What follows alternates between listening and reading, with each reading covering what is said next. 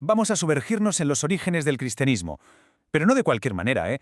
Lo haremos con los documentos históricos en la mano, como si fuéramos detectives del pasado, para intentar desentrañar una de las preguntas más fundamentales de la fe.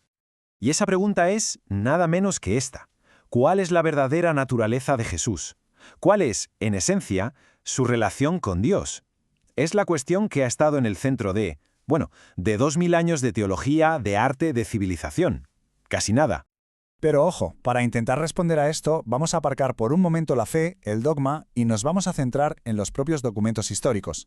Vamos a aplicar un método de análisis crítico como si fuéramos historiadores. Venga, vamos a meternos de lleno en el asunto. Vale, empecemos por el principio, la cuestión central. A ver, ¿por qué es tan importante esta pregunta? Pues muy sencillo.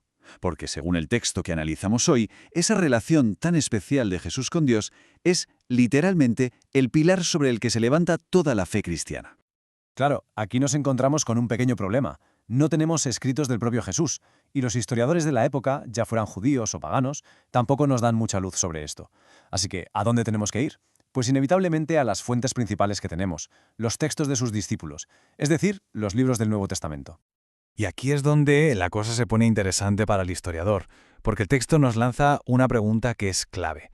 A ver, ¿podemos fiarnos al 100%, a pies juntillas, de cada palabra de estos escritos como si fueran una crónica histórica perfecta y exacta? El autor del texto que seguimos lo deja bien claro. En sus propias palabras nos dice, ahora deseamos determinar cuál era la doctrina primitiva sobre este tema. O sea, su objetivo es clarísimo: usar el análisis crítico para ir quitando capas de tiempo y descubrir cuál era la creencia original, la primerísima, sobre la naturaleza de Jesús. Bien, ya tenemos el objetivo claro, así que ahora toca examinar las fuentes.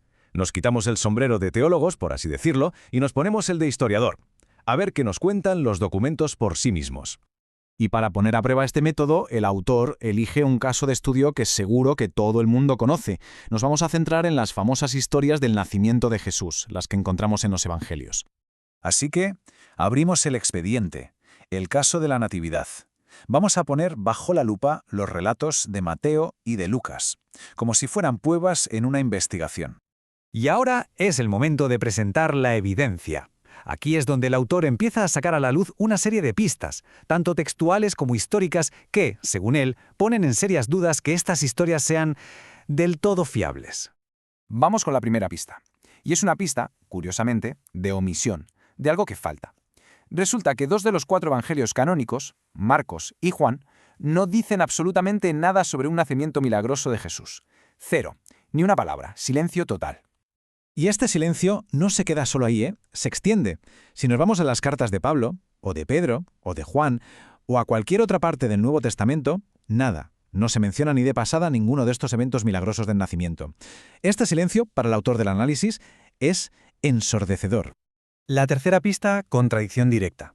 Porque los dos relatos que sí tenemos, el de Mateo y el de Lucas, es que no se parecen en nada, son mutuamente excluyentes. A ver, Mateo nos cuenta lo de los Reyes Magos, la estrella, la huida a Egipto, mientras que Lucas nos habla de un censo, de pastores, de un pesebre, de la presentación en el templo. Son 2 historias que no tienen casi nada que ver la una con la otra. Vamos con la cuarta pista. Problemas con las fechas, problemas cronológicos. El relato de Mateo sitúa el nacimiento de Jesús antes de la muerte del rey Herodes, que sabemos que fue en el año 4 a.C. Pero la cronología que nos da Lucas situaría el nacimiento varios años después. Esto, según el autor, hace que la historia de Herodes en Mateo sea, históricamente imposible. Y la cosa no acaba aquí, el texto sigue acumulando pruebas. Por ejemplo, hay 2 genealogías de Jesús, y son distintas. Y además trazan el linaje a través de José, lo cual es un poco raro si se supone que no era el padre biológico. También hay indicios de que las copias más antiguas de Mateo, las que usaban los primeros cristianos, no tenían estos capítulos. Y por último, el estilo de escritura, lleno de elementos míticos, es muy diferente al resto de los evangelios. Bueno, con todo esto sobre la mesa, el veredicto del autor es contundente.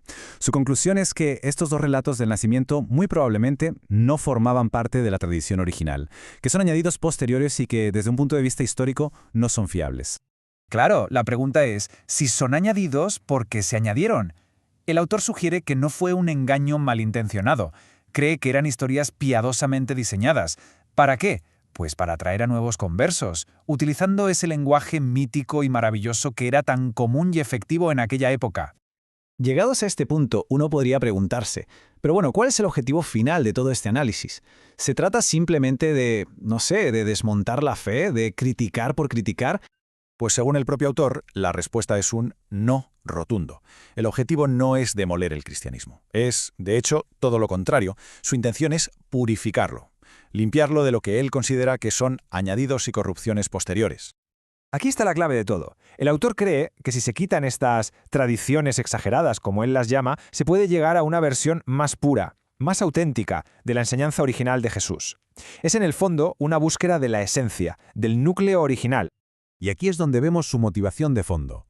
Lejos de ser un escéptico, el autor afirma con total convicción que el cristianismo genuino, una vez despojado de sus corrupciones, representa la verdad y la justicia más sublimes que la mente humana puede abrazar. O sea, que lo hace desde una fe muy profunda. Así que, al final, lo que hemos visto aquí es mucho más que una discusión sobre las historias de la Navidad, ¿verdad? Es una demostración de un método, el método histórico crítico, una forma de interrogar a los textos antiguos para intentar entender su historia, sus diferentes capas de significado. Y todo esto nos deja con una pregunta final, una pregunta para la reflexión. ¿Qué papel juega este tipo de investigación histórica en la fe y en la creencia hoy, en el mundo moderno? ¿Son la historia y la fe dos adversarios irreconciliables? ¿O quizá pueden coexistir? La respuesta, por supuesto, no es sencilla y sigue totalmente abierta al debate.